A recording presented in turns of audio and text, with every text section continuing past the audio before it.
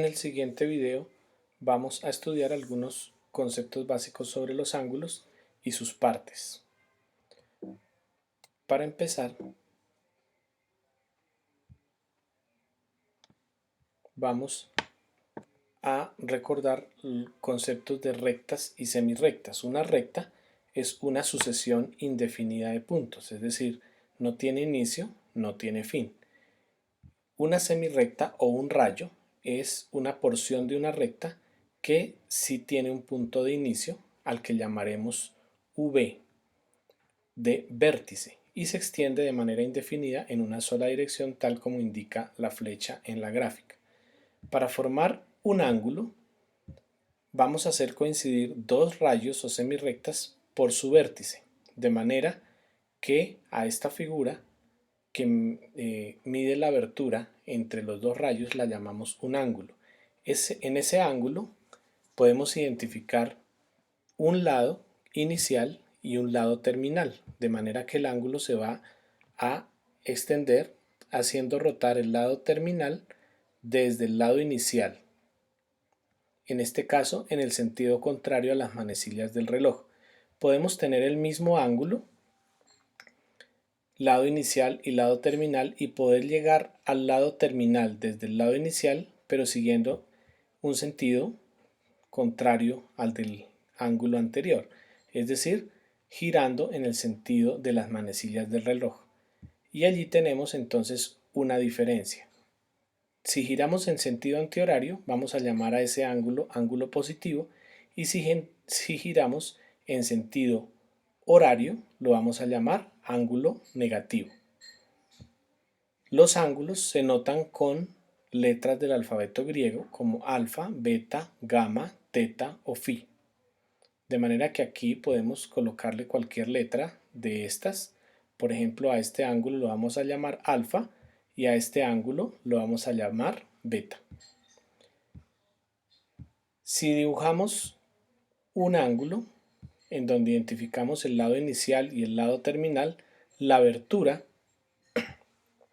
en este caso, que hemos llamado ángulo positivo, la vamos a llamar alfa, el nombre del ángulo, tal como teníamos anteriormente.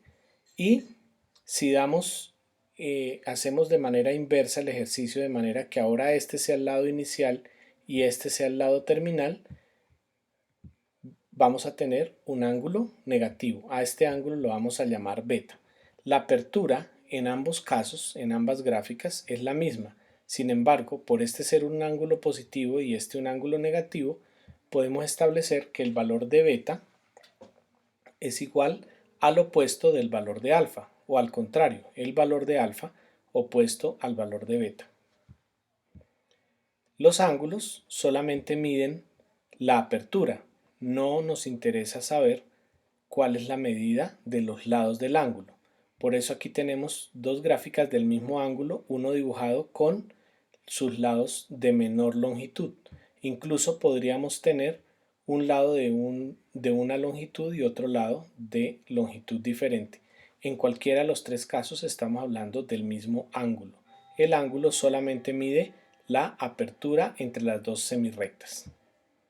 Se llama un ángulo en posición normal o en posición estándar cuando el lado inicial coincide con el eje X positivo del plano cartesiano y el vértice coincide con el origen del plano cartesiano. En este caso tendríamos un ángulo negativo. El plano cartesiano divide una superficie en cuatro partes que se llaman cuadrantes. Se enumeran en sentido antihorario y se representan con números romanos. Así tenemos primero, segundo, tercero y cuarto cuadrante. Si un ángulo en posición normal tiene su lado terminal en el cuadrante 1, se dice que el ángulo alfa está en ese cuadrante.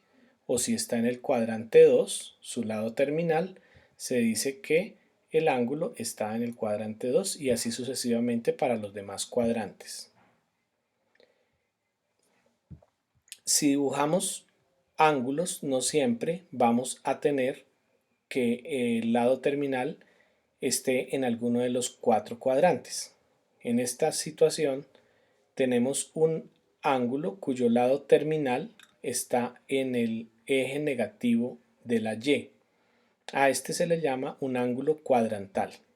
Aquí tenemos otro ejemplo en donde el lado terminal está sobre el eje negativo de la X. Se llama ángulo cuadrantal. Se llaman ángulos coterminales cuando dos o más ángulos tienen el mismo lado inicial y el mismo lado final, como cuando vimos hace un instante los ángulos positivos y negativos. Siempre que inicien en el mismo lado inicial y terminen en el mismo lado final se llaman coterminales. Sin embargo, en este caso tenemos un ángulo positivo y si hacemos más de un giro, empezando en el mismo lado inicial y terminando en el mismo lado final, tenemos ángulos coterminales. En este caso, alfa y beta son coterminales. Si observamos, ambos ángulos empiezan en el mismo lado inicial y ambos terminan en el mismo lado final, solo que el ángulo beta da un giro o una revolución más. Podríamos tener que diera 2 o 3 o n revoluciones más. Se dice entonces que alfa y beta son ángulos coterminales. En este caso, ambos son ángulos positivos porque giran en sentido contrario a las manecillas del reloj. En este caso tenemos un ángulo alfa que es negativo y vamos a dibujar un ángulo coterminal haciendo el recorrido en sentido negativo pero haciendo un giro adicional. Podríamos de nuevo tener n giros en el mismo sentido o en sentido contrario y tendríamos siempre ángulos coterminales. A pesar de que la apertura es la misma entre el lado inicial y el lado final en ambos ángulos de la figura, los valores de alfa y de beta en cada caso son diferentes.